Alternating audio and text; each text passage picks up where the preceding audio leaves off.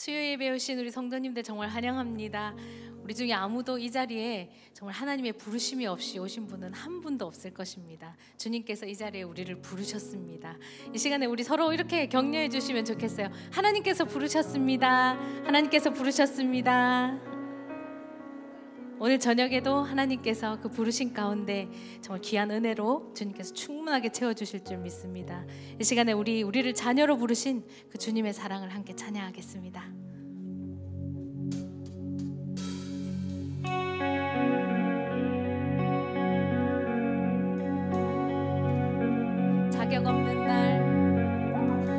자격 없는 날 왕께서 반기시 잃어버린 날 찾으시고 그 사랑, 오 그 사랑, 독생자 예수 자유케 하네 주의 자녀라 하시네.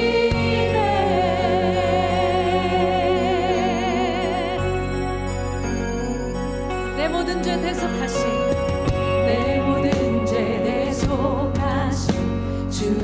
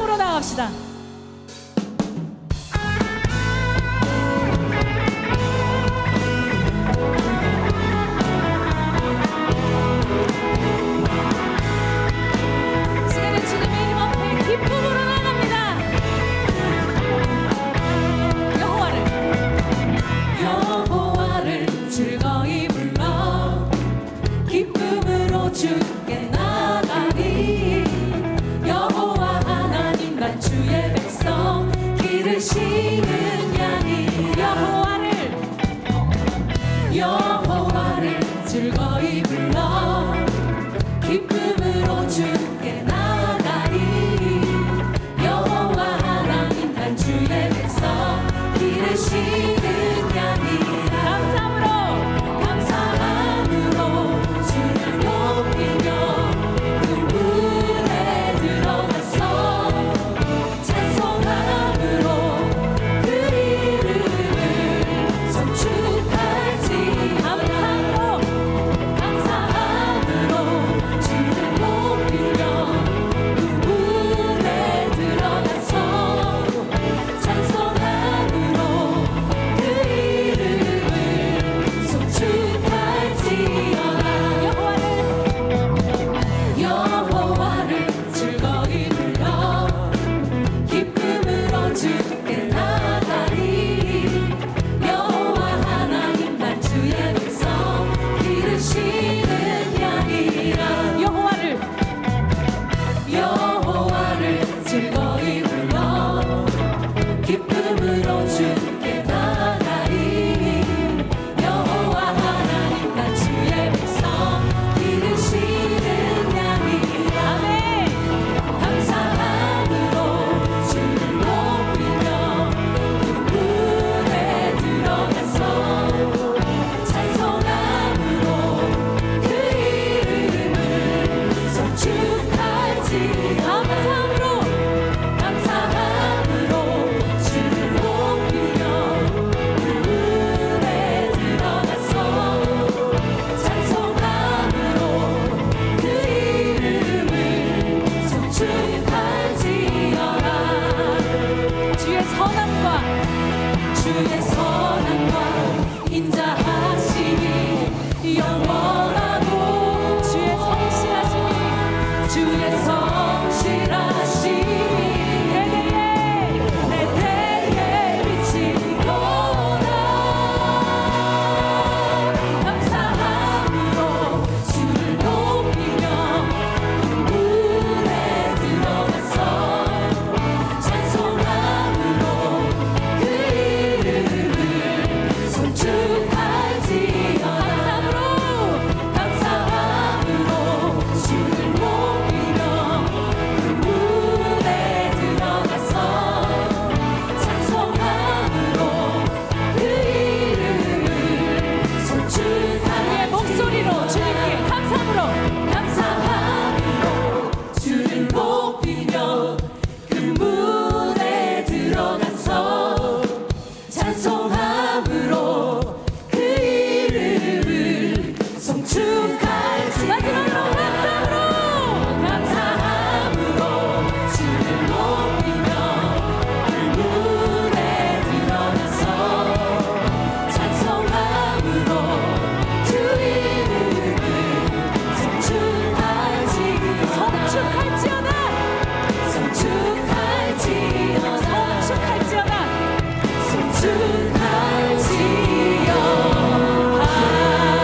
주님의 이름을 송축합니다. 할렐루야.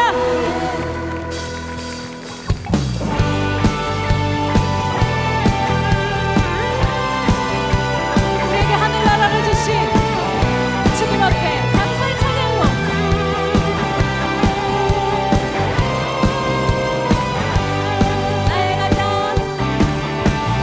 나의 가장 낮은 마음 주님께서 기뻐하시고 작은 일에 큰 기쁨을 느끼게 하시는도다. 내가 지쳐 무력할 때 주님 내게 힘이 되시고 아름다운 하늘나라 내 맘에 주시는도다.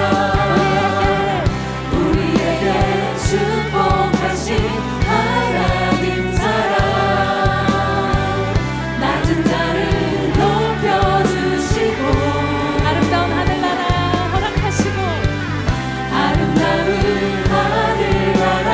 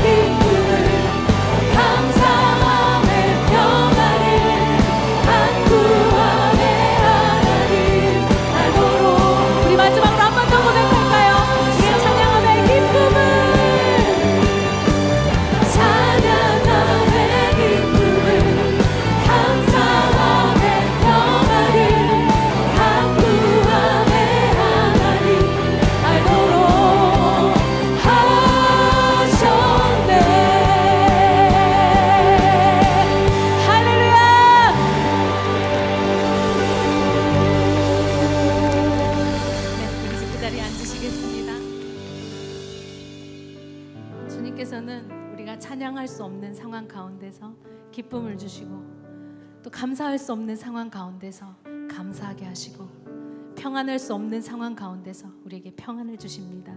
이것이 주님의 은혜입니다. 주님의 은혜가 없이는 우리는 단 하루도 살아갈 수 없습니다. 우리 함께 고백합시다.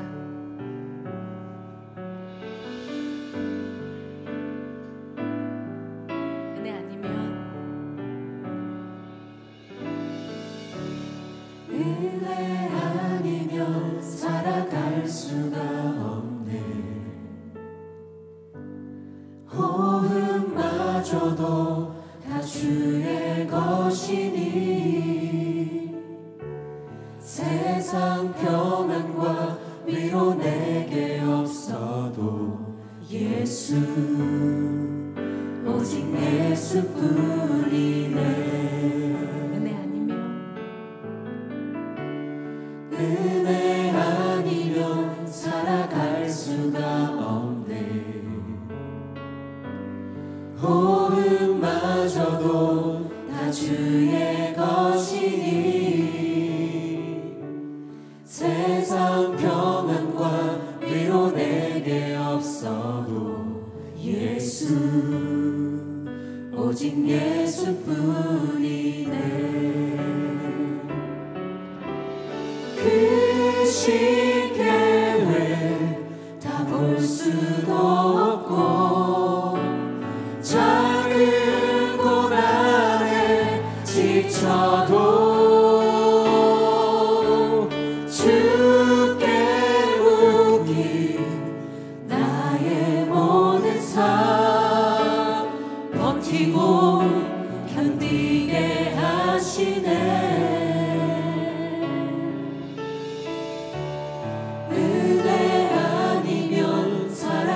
수가 없네. 나의 모든 것 다 주께 맡기니 참된 평안과 위로 내게 주신 주 예수 오직 예수뿐이네. 은혜 아니면 살아갈 수 없습니다. 은혜 아니면 살아갈 수가 없네. 호흡마저도 다 주의 것이니 세상 평안과 위로 내게 없어도 예수 오직 예수. 한 번 더 고백합시다. 은혜 아니면 살아갈 수 없습니다.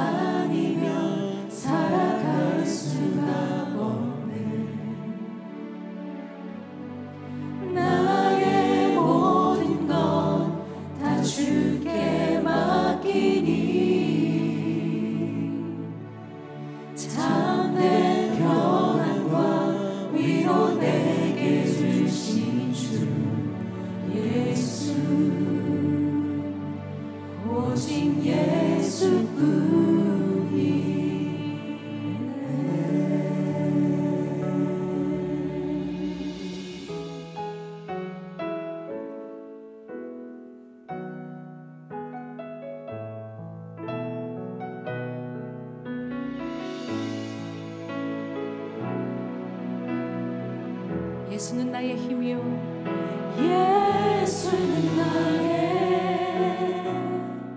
힘이요 예수는 나의 생명이라 예수는 나의 참 기쁨 참 소망 예수는 나의 꿈이라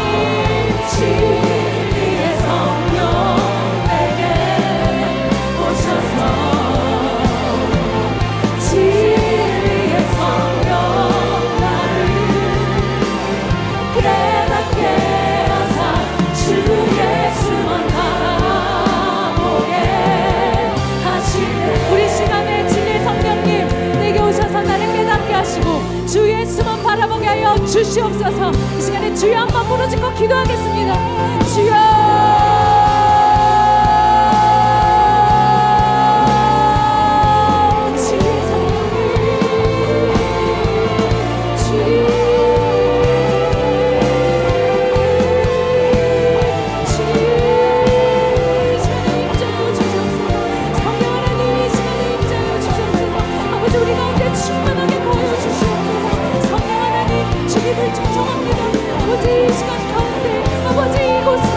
이곳에 계신 한 분 한 분 우리 성도님들의 모든 마음들 가운데 성령 하나님 임재하여 주시옵소서. 충만하게 임재하여 주시옵소서. 하나님 주님이 진리의 성령이 오실 때에 하나님 아버지 우리로 하여금 밝게 주님의 지식을 깨달아게 하여 주시고 주 예수만 바라보게 하여 주시옵소서. 예수님 우리의 힘이 되십니다. 주님 우리의 기쁨이 되십니다. 예수님 우리의 모든 것이 되십니다. 예수님 우리의 꿈이 되십니다. 하나님 아버지 진리의 성령 하나님의 시간에 그 곳 가운데 충만하게 임하여 주시옵소서. 아버지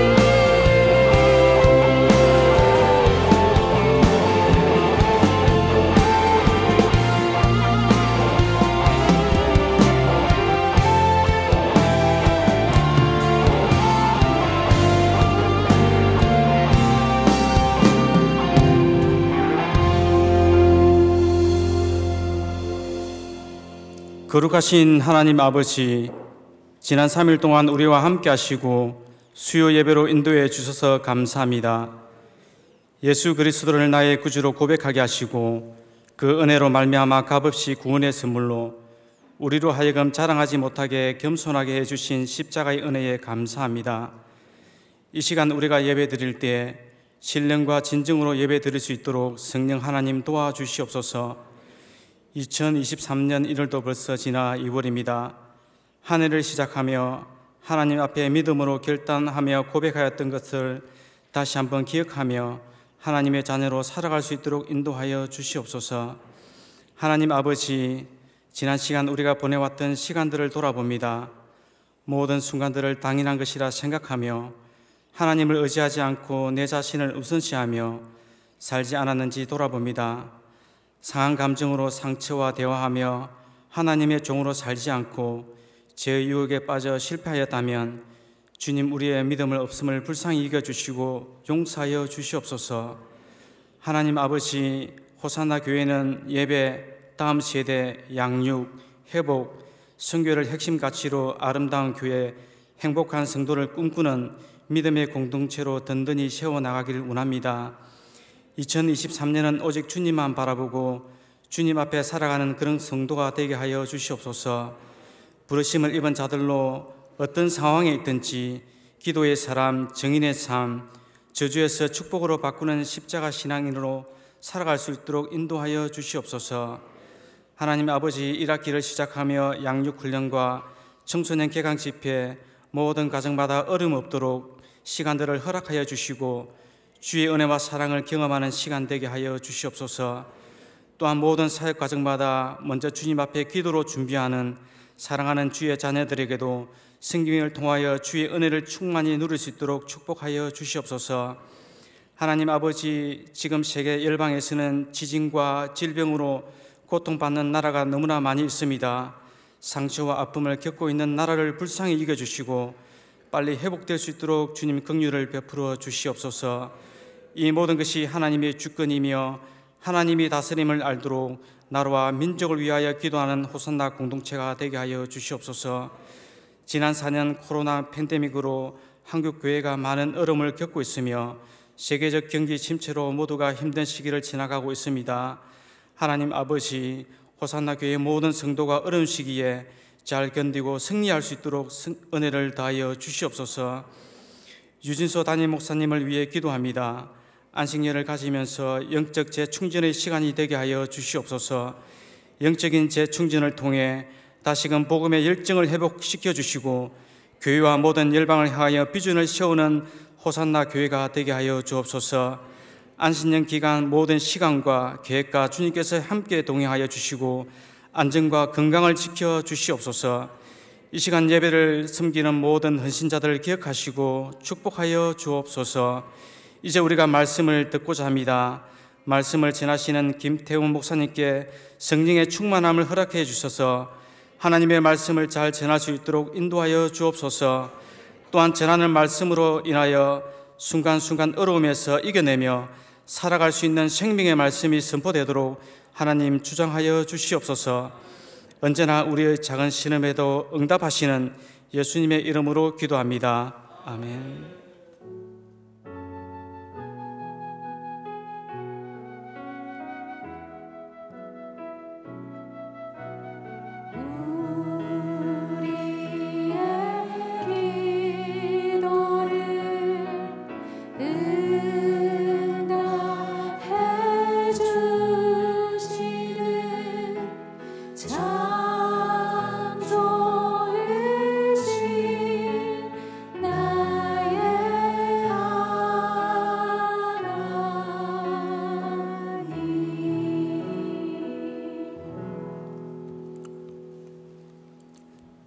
광고 말씀 먼저 알려드리겠습니다. 이렇게 양육훈련 모집 2월 5일부터 3월 5일까지 한 달간 모집하는데요. 2023년 1학기 호산나 교회 양육훈련생을 모집합니다. 호산나 교회 성도로서 한 학기에 한 가지 훈련을 받을 수 있으면 좋겠습니다. 신청 방법은 교회 홈페이지 배너 광고를 클릭해서 직접 신청하실 수도 있고요. 명지 1층 행정사무실에 오셔서 신청하실 수도 있습니다. 특히 필수 과정이 있는데요. 큐티학교 1:1 동반자반, 이것을 아직 안 받으신 분들은 먼저 이 필수 과정을 신청하시고 사역훈련을 받으셔야 하는 분들은 꼭 신청하시기 바랍니다. 오늘 주신 말씀을 함께 교독하시겠습니다. 마태복음 5장 38절부터 42절까지 한 절씩 교독하시고 마지막 절 같이 읽겠습니다. 또 눈은 눈으로 이는 이로 갚으라 하였다는 것을 너희가 들었으나 누구든지 네 오른편 뺨을 치거든 왼편도 돌려대며 또 너를 고발하여 속옷을 가지고자 하는 자에게 겉옷까지도 가지게 하며 또 누구든지 너로 억지로 머리를 가게 하거든 그 사람과 심리를 동행하고 네게 구하는 자에게 주며 같이 있습니다. 네게 꾸고자 하는 자에게 거절하지 말라. 아멘. 저는 은혜마을을 섬기고 있는 김태훈 목사입니다. 오늘 우리에게 주시는 말씀을 통해 하나님의 은혜가 우리 모두에게 가득하길 주님의 이름으로 축복합니다.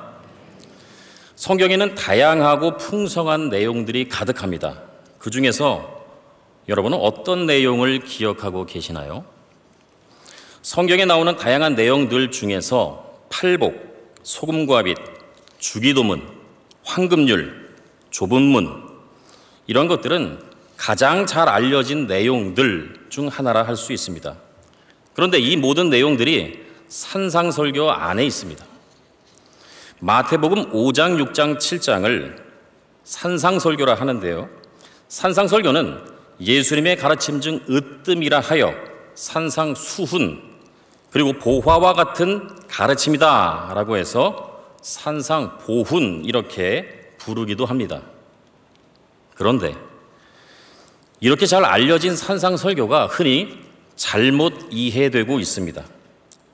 그 오해 중 하나는 산상설교의 어떤 부분은 지키라고 주신 것이고 어떤 부분은 지키라고 주신 게 아니다라고 구분하는 거죠. 예를 들어 남에게 대접받고 싶은 대로 너희도 남을 대접하라. 이 말씀은 지키라고 주신 것인데 내 오른편 뺨을 치거든 왼편도 돌려대라. 이것은 지키라고 주신 게 아니다라고 구분짓는 거죠. 그런데 과연 그럴까요? 산상설교는 취사선택해서 어떤 것은 지켜야 하고 또 어떤 것은 지키지 않아도 되는 그런 말씀일까요?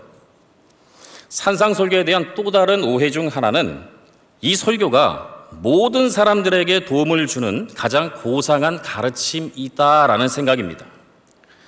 마하트마 간디가 산상설교를 매일 묵상했다라는 것은 잘 알려진 사실이죠. 간디는 기독교로 개종한 적이 없습니다.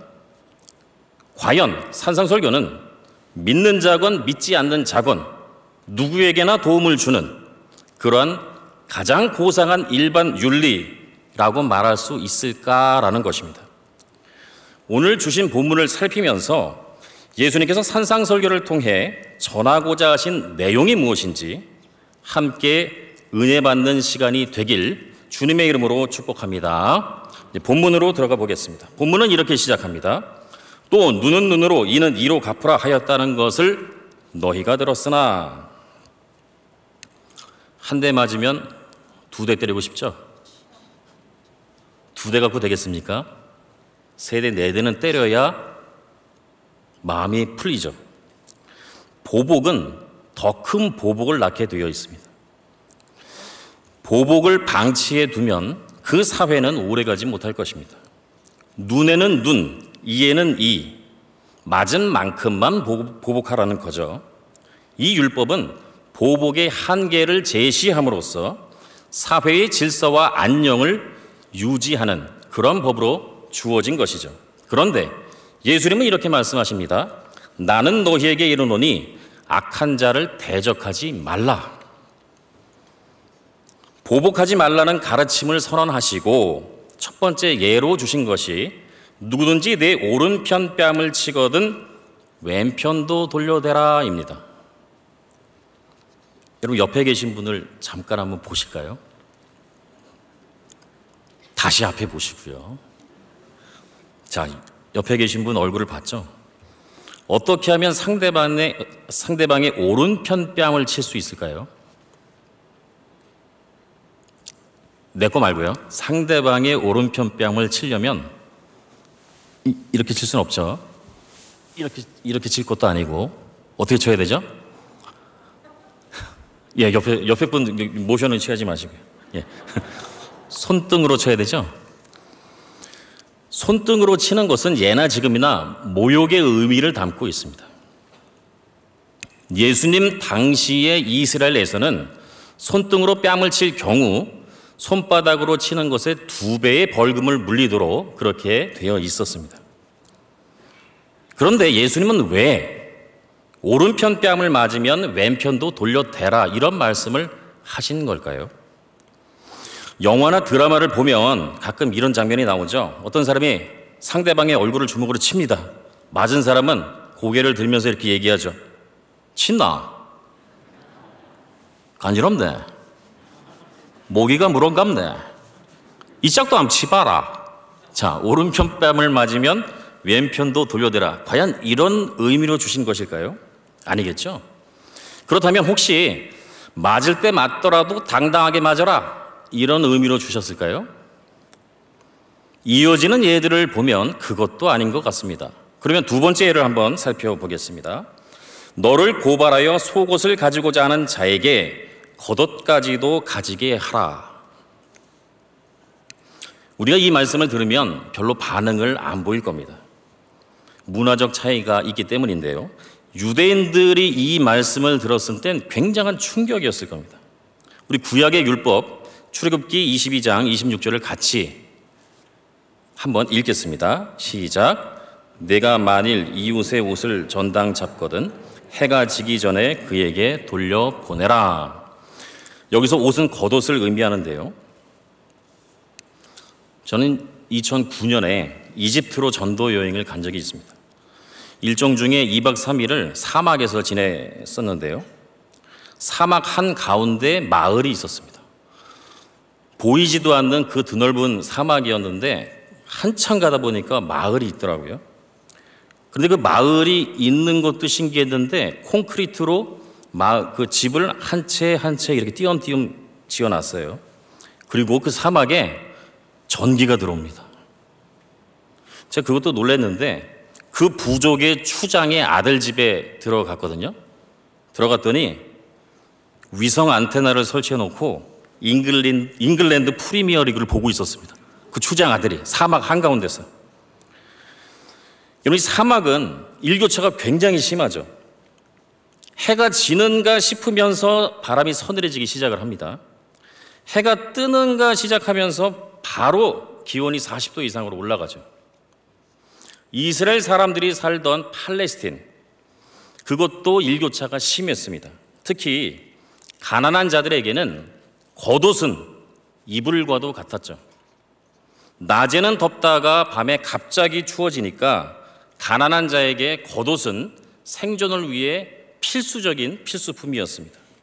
그래서 구약의 율법은 설령 겉옷을 전당 잡았다 할지라도 해가 지기 전에 돌려주어라 라고 말씀하시는 거죠. 생존에 필요한 최소한의 권리를 보장해 주는 것입니다. 따라서 소송을 하고 그 결과로 상대방의 겉옷을 취했다면 의미가 없습니다. 해가 지기 전에 돌려줘야 되기 때문이죠. 그런데 예수님은 이렇게 말씀하시는 거죠. 속옷을 빼앗고자 하는 자에게 겉옷까지도 내어주라라는 것입니다. 율법이 보장하고 있는 최소한의 권리마저도 포기하라는 거죠. 왜 이런 말씀을 하셨을까요? 여기서 멈추지 않고 우리는 세 번째 예를 한번 살펴보겠습니다. 또 누구든지 너로 억지로 우리를 가게 하거든 그 사람과 심리를 동행하고.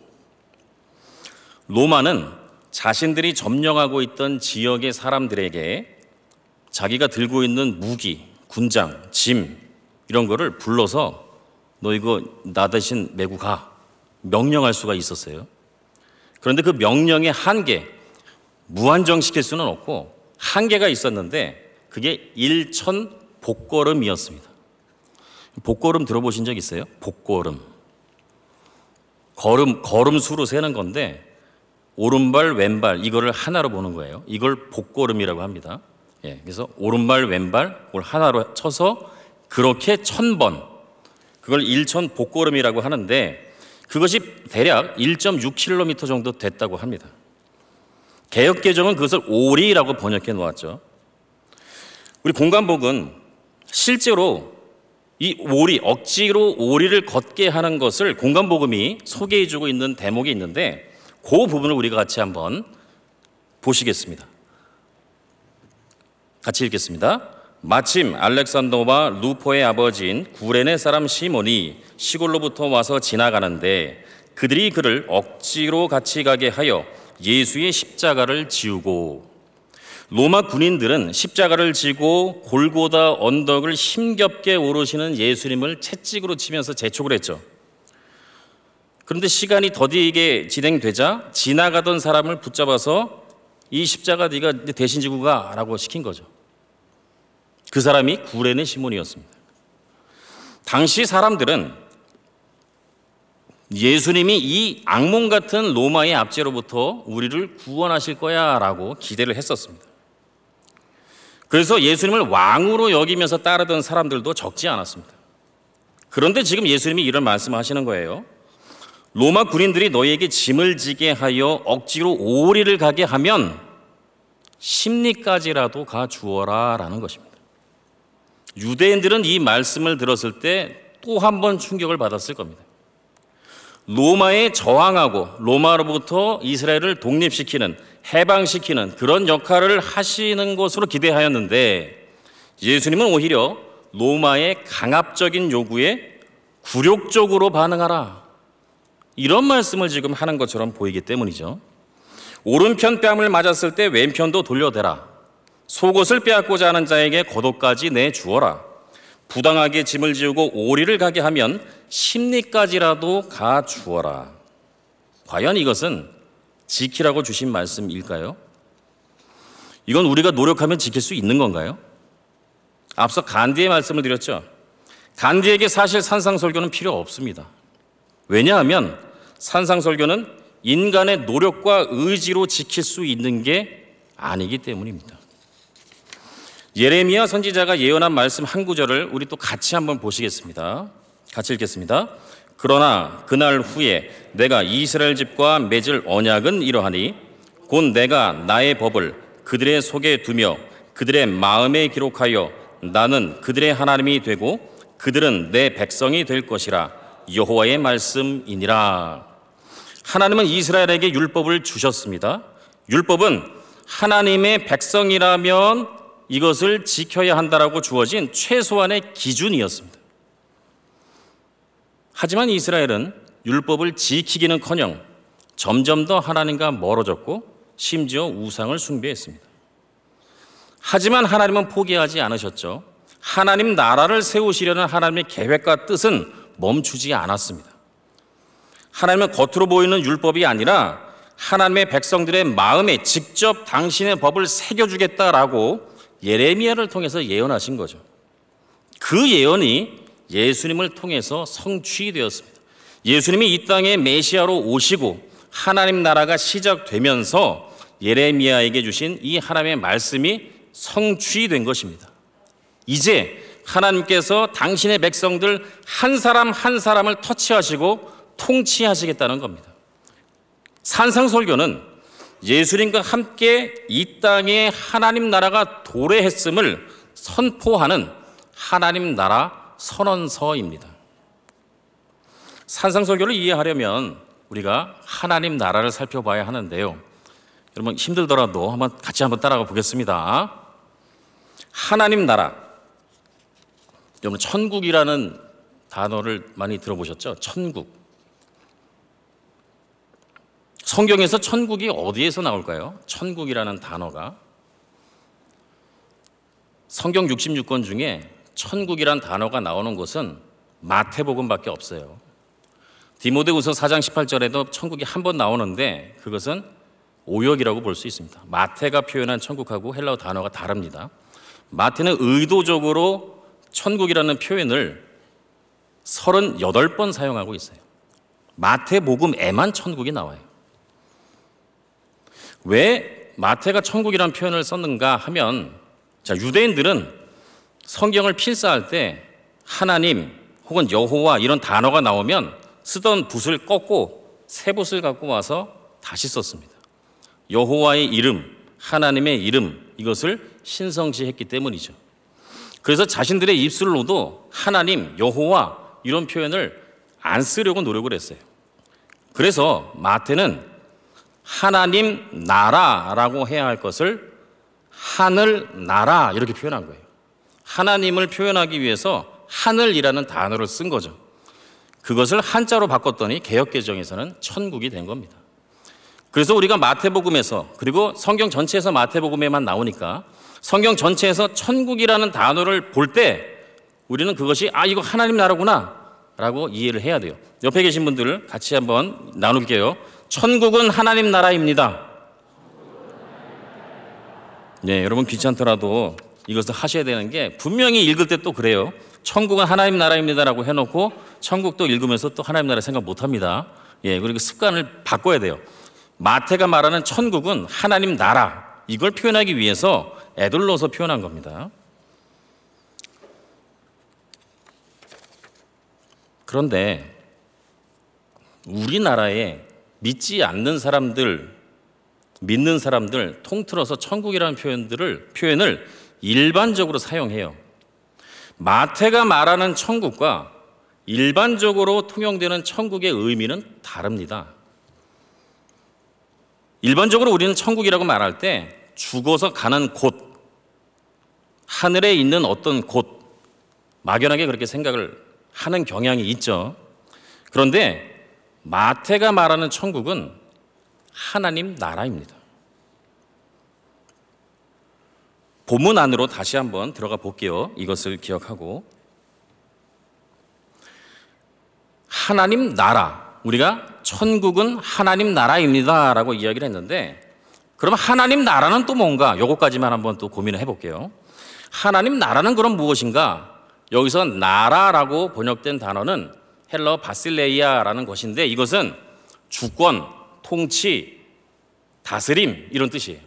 그러니까 하나님 나라라는 얘기는 하나님의 주권, 하나님의 통치, 하나님의 다스림 이런 뜻이죠. 그럼 예를 들어서 팔복의 첫 구절, 심령이 가난한 자에게 복이 있나니 천국이 그들의 것입니다 라는 표현을 우리가 읽을 때 천국은 뭘로 바꿔서 읽어야 된다고요? 하나님 나라. 심령이 가난한 자는 복이 있나니 하나님 나라가 그들의 것이다. 하나님 나라는 뭐라고요? 하나님의 주권, 통치, 다스림. 하나님의 주권으로 놓고 다시 한번 보면 심령이 가난한 자는 복이 있나니 그들이 하나님의 통치를 받고 있다, 이런 뜻이에요. 오른편 뺨을 맞았을 때 왼편도 돌려대라.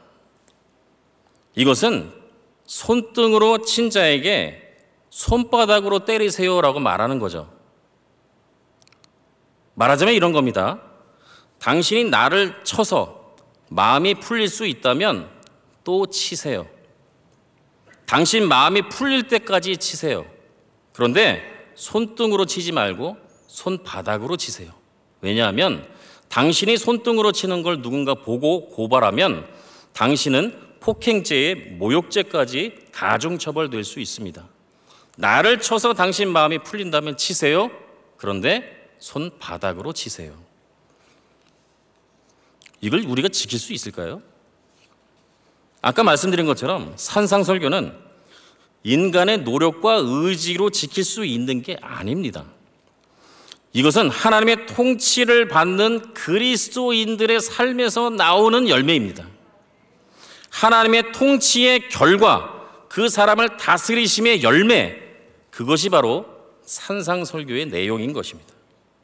율법은 하나님의 백성이라면 지켜야 할 최소한의 기준으로 주어진 것이고, 산상설교는 하나님이 당신의 백성을 이렇게 이끌어 가시겠다라고 보여주신 하나님 나라의 청사진인 것입니다.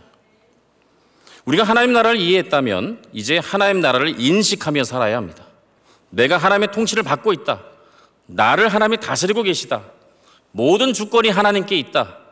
나의 모든 것을 하나님께 내어드리고 나를 하나님께서 사용하시게 해야겠다. 이런 다짐을 매일매일 해야 하는 거죠. 그것이 하나님 나라를 사는 것입니다. 아내가 남편에게 묻습니다. 당신 나 사랑해? 남편은 움찔하며 이렇게 답합니다. 그럼. 아내가 답합니다. 나를 사랑한다면 설거지 좀 해주세요. 남편은 답합니다. 당신을 사랑하지. 그런데 설거지는 당신 일이잖아. 이번에는 남편이 아내에게 묻죠. 당신 나 사랑해? 아내는 아무렇지도 않게 대답합니다. 그럼요. 남편이 말하죠. 나를 사랑한다면 아침에 밥 좀 차려줘. 아내가 답합니다. 당신을 사랑하지만 아침밥은 알아서 차려 먹기. 우리는 하나님께 이렇게 고백을 합니다. 주님을 사랑합니다. 하지만 주님 말씀에는 관심이 없어요. 주님께 영광을 돌립니다. 그런데 그건 제가 할 일은 아닌 것 같습니다. 주님의 음성을 듣고 싶어요. 하지만 기도할 시간이 없어요. 여러분, 우리가 하나님을 향해서 고백하는 것, 그것이 진실한지 아닌지는 우리의 행동을 통해서 증명되는 거죠. 하나님을 믿는다면 하나님께 맡겨야 합니다. 하나님의 통치를 인정한다면 자신을 온전히 하나님께 내어드려야 합니다. 하나님의 다스리심의 열매가 저와 여러분들 모든 삶 가운데 풍성하게 나타나기를 기대합니다. 제가 20년 전 경기도 김포에서 전임 전도사로 사역한 적이 있었는데요. 어느 날 어떤 권사님이 이렇게 저에게 질문하십니다. 전도사님, 혹시 심령대라는 목사님을 아세요? 교회마다 부흥회를 열면 죄다 심령대 부흥회 이렇게 써붙여놨던데 그 심령대가 누구예요? 제가 이렇게 설명해 드렸죠. 권사님, 심령대는 사람 이름이 아니고요. 심령대 부흥회가 아니라 심령대 부흥회입니다. 이렇게 소개를 해드렸죠. 30년 전만 해도 동네에서 이 전봇대에 심령대 부흥회라는 포스터를 1년 내내 볼 수가 있었어요. 어떤 교회에서 부흥회를 열면 다른 교회 성도님들도 거기 가서 함께 부흥회에 참석을 했었죠. 동네 잔치 같은 분위기로 부흥회가 열렸습니다. 제가 국민학교 5학년, 그때는 초등학교라는 표현이 아니고 국민학교였는데요. 국민학교 5학년 다닐 때 아버지께서 개척을 하셨는데, 교회를 개척하셨는데 1년에 한 2번 정도 부흥사를 초청해서 부흥회를 열었습니다. 부흥회가 되면 저희 누님은 피아노를 쳤고요. 저는 큰 북을 쳤고 제 동생을 박수를 쳤습니다. 이렇게 온 가족이 스텝이 되어서 부흥회를 준비했죠. 저는 중학교 3학년 때부터 아동부 교사로 주일학교를 섬겼습니다. 그때는 어떤 교회에서 또 문학의 밤이라는 것을 열면 그게 청소년 잔치였죠. 학교 가면 애들이 초대장을 주고받으면서 우리 교회 와, 우리 교회 와 이렇게 하기도 했습니다. 기대하는 마음으로 문학의 밤에 가서 공연도 보고 예배도 드리고 또 행운권 추천도 하고, 연말이 되면 또 새벽송을 돌았죠. 새벽송을 돌다 보면 이웃교회 청년들, 친구들이 지나가다가 모르는 친구들인데도 그 새벽에 새벽송을 돌면서 길에서 만나면 서로 인사하면서 메리 크리스마스 하면서 지났던 것을 기억합니다. 여러분, 우리의 신앙의 삶은 적어도 저의 신앙의 삶은 그랬고, 또 그 당시 교회를 다녔던 분들은 아마 이것을 기억하실 겁니다. 그렇게 신앙생활을 했었죠. 신앙생활, 그것은 우리의 일상이었죠. 교회는 아지트였죠. 그런데 지금은 어떤가요? 시대가 많이 변했죠. 급변하는 사회 속에 하루하루 살아남기가 어려워 애쓰고 힘쓰는 게 오늘날의 현실입니다. 그런 가운데 이전의 신앙생활을 우린 꿈꾸기가 쉽지는 않죠. 교회에서 다양한 양육 프로그램을 개설해도 그 중에 하나를 등록하기가 쉽지 않습니다. 사실 쉽지가 않습니다. 그런데 그래도 해야 합니다. 한 학기에 하나씩. 한 걸음 떨어지기 시작하면 점점 더 멀어집니다. 한 걸음 다가가기 시작하면 점점 더 가까워지게 됩니다. 어떻게 해서든 하나님 나라를 살기 위해 애써야 합니다. 우리가 하나님께로 다가가기 시작을 하면 그 다음은 하나님이 하실 것입니다. 눈에 보이는 현실이 아무리 어렵고 힘들더라도 하나님께로 한 걸음 더 나아오시기 바랍니다. 마지막 세 번째로, 우리가 하나님 나라를 살고 싶다면 하나님 나라를 위해 기도해야 합니다. 혹시 마태의 직업이 뭔지 기억하세요? 네, 세리죠. 세리 출신의 마태, 4개의 복음서 중에 가장 정교하고 치밀하게 구성된 것이 마태복음이죠. 세리 출신답게 이 마태복음은 굉장히 꼼꼼하고 정교하고 치밀하게 구성되어 있습니다. 세례 요한이 잡힌 후에 예수님이 본격적으로 복음을 증거하시는데 그 복음의 내용은 천국, 하나님 나라였습니다. 얼마나 마태가 마태복음을 치밀하고 꼼꼼하게 기록했는지 몇 가지만 살펴보겠습니다. 마태복음 4장 17절 말씀을 보면, 이때로부터 예수께서 비로소 전파하여 이르시되 회개하라, 천국이 가까이 왔느니라 하시더라. 예수님께서 선포하신 것은 천국이었습니다. 하나님 나라였습니다. 그런데 예수님은 하나님 나라를 선포하실 때 가르침이라는 방식을 사용하기도 하셨고 치유 행동이라는 것을 또 사용하기도 하십니다. 산상설교는 하나님 나라를 선포하시는데 가르침으로 선포하신 내용을 담고 있는 거예요. 그리고 8장과 9장에 가보면 기적 이야기만 나와요. 10개가 나옵니다. 그것은 예수님께서 치유 행동을 통해서 하나님 나라를 선포하신 겁니다. 그러니까 예수님께서 누군가를 고치셨다 그러면 능력 많으신 분이구나, 그걸로 끝나는 게 아니고요. 장애를 얻고 있는 이에게 예수님이 그를 자유하게 하시고, 병든 자를 자유하게 하시고, 예수님이 이 땅에 오셔서 하나님 나라를 선포하시는데 하나님 나라는 너희를 이렇게 자유하게 하는 것이다, 이것을 치유 행동을 통해서 보여주시는 거예요. 눈먼 자를 뜨게 하시는 것은 뭐가 될까요? 어둠 가운데 있던 이들을 빛으로 인도하시는 거죠. 사망 권세에 묶여있는 모든 인생들을 예수님께서 자유하게 하시는 것입니다. 그것을 마태복음은 이렇게 표현하고 있어요. 마태복음 4장 23절과 9장 35절을 보면 예수께서 온 갈릴리에 두루 다니사 그들의 회당에서 가르치시며 천국 복음을 전파하시며 백성 중에 모든 병과 모든 약한 것을 고치시니, 4장 23절에 가르치시며 전파하시며 고치시니로 시작을 해서 9장 35절에 가르치시며 전파하시며 고치시니라 똑같은 구절로 선을 긋고 있는 거죠. 감싸는 거예요. 그래서 그 중앙에 5장 6장 7장은 가르침으로 하나님 나라를 전파하시는 그 모습, 그리고 8장 9장은 치유 행동을 통해서 하나님 나라를 선포하시는 모습, 이것을 마태가 담아놓고 있는 겁니다. 아주 치밀하고 꼼꼼하게 그것을 담아놓고 있어요. 마태는 이러한 방식으로 예수님께서 하나님 나라를 선포하셨다라는 것을 소개하고 있는데, 산상설교, 가르침을 통해서 하나님 나라를 선포하신 산상설교의 중앙에 무언가가 있어요. 여러분 한번 고민을 한번 해볼게요. 하나님 나라는 하나님의 통치죠.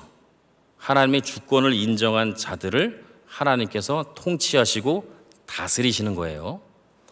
그래서 처음부터 내가 어떤 일을 했다고 했을 때 이건 내 공로야 라고 말할 수가 없어요. 하나님이 하신 거니까. 나를 통해서 하나님이 하신 거니까. 그럼 나는 아무것도 안 해도 되나요? 내가 할 수 있는 건 아무것도 없는 건가요? 그럼 내가 지금 변화되지 않는 신앙의 삶을 살고 있다면 그건 하나님 탓인가요? 하나님이 이끄셔서 그 열매가 나와야 되는데 나에게 열매가 없다. 그럼 이거 하나님 탓이다. 이렇게 말할 수 있나요? 여러분, 산상설교의 중앙에 뭐가 있는지 아세요? 산상설교의 중앙에는 내용상으로나 구성상으로 중앙에 주기도문이 있습니다. 하나님 나라를 가르침의 형태로 선포하신 내용을 소개한 산상설교에 그 중앙에 주기도문이 있습니다. 기도하는 자가 하나님 나라를 사는 거예요.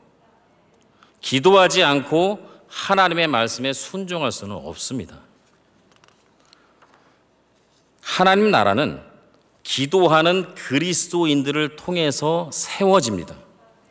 오른편 뺨을 맞고 왼편을 돌려대는 것은 오직 기도하는 그리스도인들에게서 기대되는 하나님 나라의 열매인 것입니다. 그 열매를 통해서 세상에 하나님의 영광이 드러나는 거예요.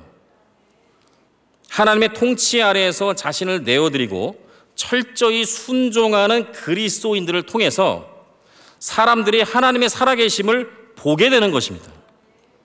바로 그것이 저와 여러분들을 부르신 하나님의 목적입니다. 그것이 우리에게 주어진 책임이며 특권인 것입니다. 오늘 말씀을 정리하겠습니다. 산상설교는 잘 알려져 있지만 흔히 오해되고 있습니다. 어떤 사람들은 산상설교를 모든 사람들에게 도움을 주는 일반 윤리로 오해합니다. 그렇지 않습니다. 산상설교는 오직 그리스도인들에게만 주어진 하나님 나라 선언문인 것입니다. 또 어떤 사람들은 산상설교는 지켜야 할 내용과 지키지 않아도 될 내용으로 구성되어 있다 이렇게 오해합니다. 그렇지 않습니다. 산상설교의 모든 내용은 하나님의 주권을 인정하고 그분의 다스림에 전적으로 헌신하는 그리스도인들의 삶에서 나타나는 하나님 나라의 열매의 목록인 것입니다. 산상설교는 명령의 형식을 띠고 있지만 그것은 선포입니다. 우리에게 이렇게 해라 라고 말씀하신 게 아니에요. 하나님께서 내가 너희를 이렇게 이끌어 가겠다라고 선포하시는 겁니다. 하나님 나라의 열매로 오른편 뺨을 맞았을 때 왼편도 돌려되는 저와 여러분들이 되시길, 그리고 하나님 나라가 세워지는 역사의 현장에 저와 여러분들이 흔들리지 않고 든든히 서 있길 주님의 이름으로 축복합니다. 기도하시겠습니다. 주님 감사합니다. 우리를 하나님 나라 백성으로 불러주시고 또 우리를 이끄시고 인도하여 주셔서 감사합니다. 우리 모두 하나님 나라 백성으로 살게 하여 주시옵소서.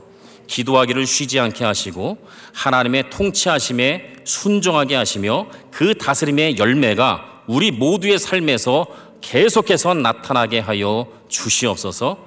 이것을 행하실 주님을 찬양하고 예수님의 이름으로 기도하옵나이다. 아멘.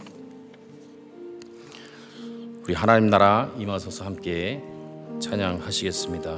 지금까지 나눴던 하나님 나라를 기억하시면서 찬양하시겠습니다. 하나님 나라 임하소서 영광과 존귀 능력과 위엄 놀라운 사랑의 이적의 하나님 지금 이곳에 오소서. 하나님 나라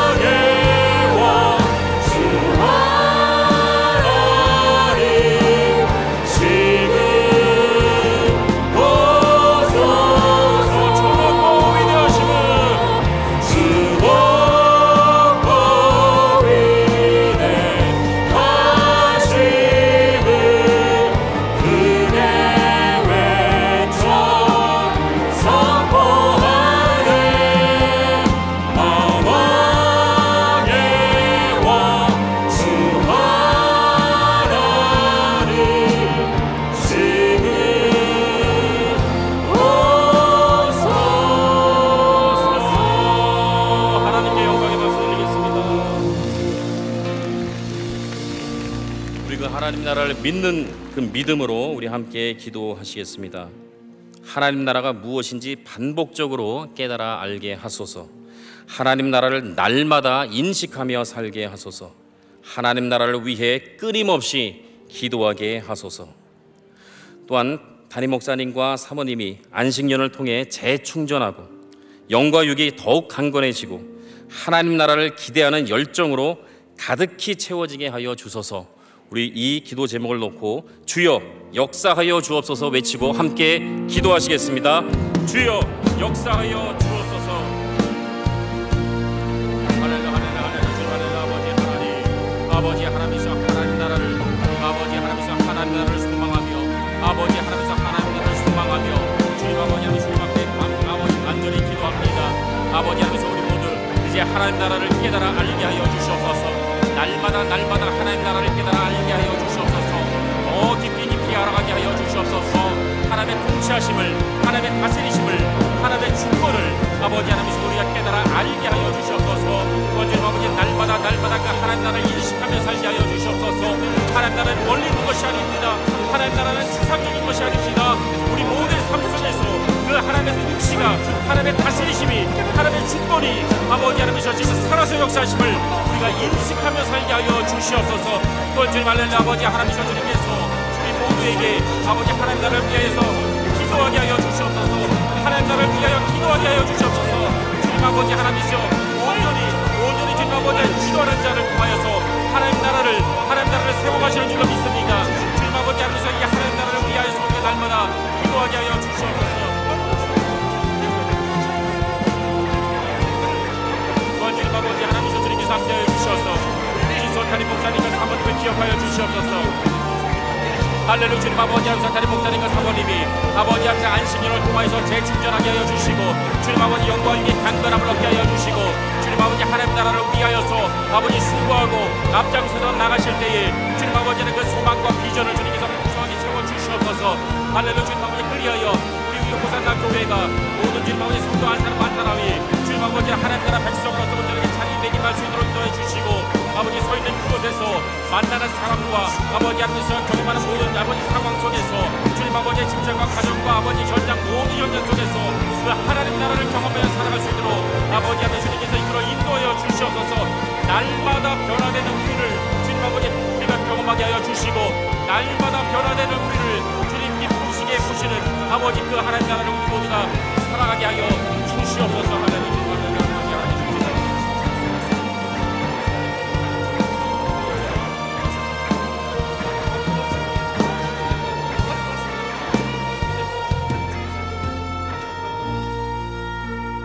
우리 이어서 환우를 위한 중보기도 하겠습니다.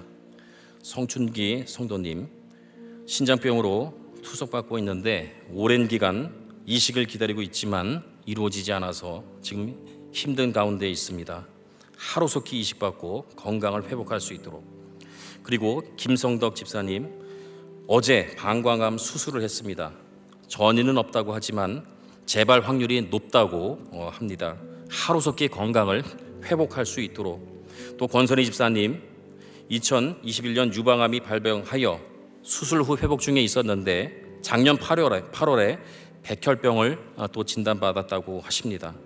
동생분이 골수 이식이 가능한지 검사를 했는데 아직 결과를 기다리고 있는 것 같습니다.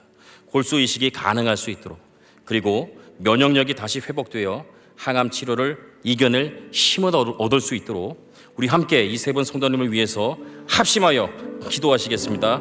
주여 치료하여 주시옵소서. 할렐루야. 주님 아버지 하나님 힘께서 함께하여 주시옵소서. 아버지 손주기 성도님을 주님께서 기억하여 주시옵소서. 오 할렐루야. 주님 아버지 하나님이시여 이제 신장병으로 말미암아 7년째 주 3회 투석받고 있습니다. 그 어려운 환경을 아버지 그 어려운 삶을 주님이 아십니다.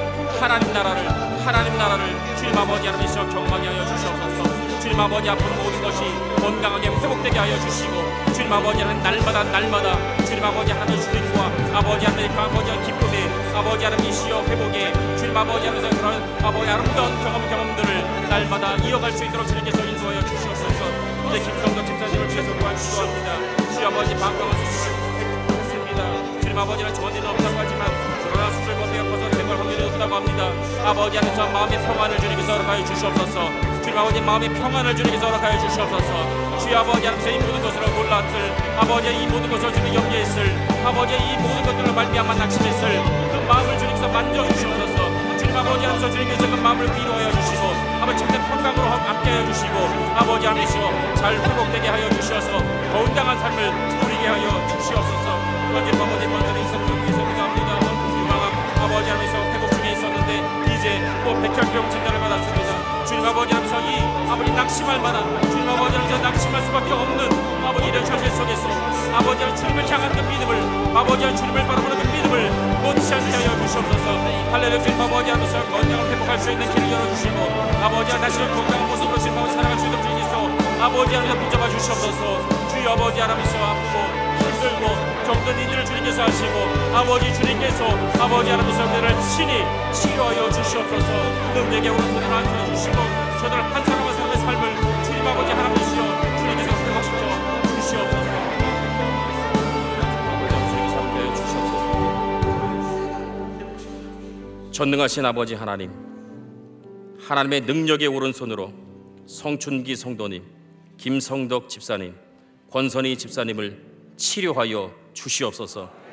마음의 평강과 건강의 회복을 허락하여 주시옵소서. 예수님의 이름으로 간절히 기도하옵나이다. 아멘.